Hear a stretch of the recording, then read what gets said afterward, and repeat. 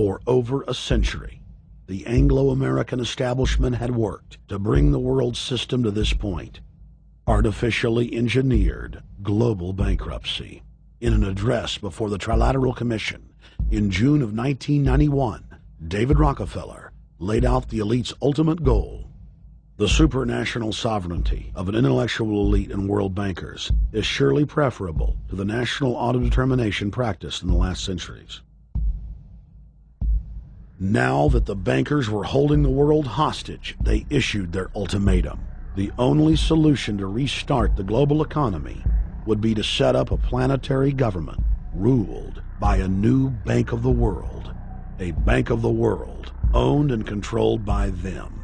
Suddenly, hundreds of prominent publications announced the solution, the people's only salvation.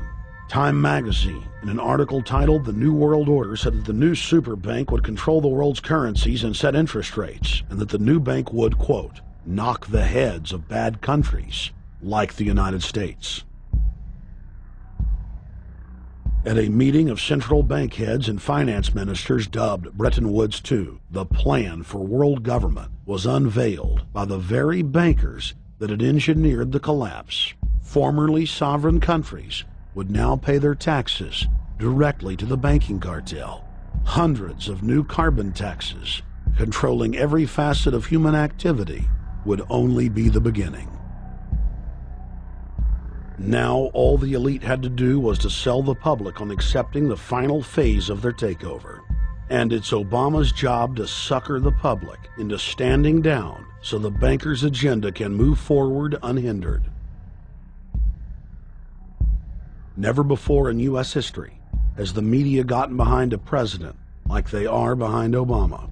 The press has pulled out all the stops, bestowing a crown of infallibility upon Obama as the savior of the people. The elite are betting everything they've got on Obama's charisma and hoping that he can sell the world on their program of tyranny. Yes, there have been differences between America and Europe. No doubt there will be differences in the future. But the burdens of global citizenship continue to bind us together. A change of leadership in Washington will not lift this burden. In this new century, Americans and Europeans alike will be required to do more, not less. Partnership and cooperation among nations is not a choice. It is the only way. We've got to give them a stake in creating the kind of world order that I think all of us would like to see. In truth, Obama is not simply continuing George W. Bush's policies. He is radically expanding them. I thank President Bush for his service to our nation.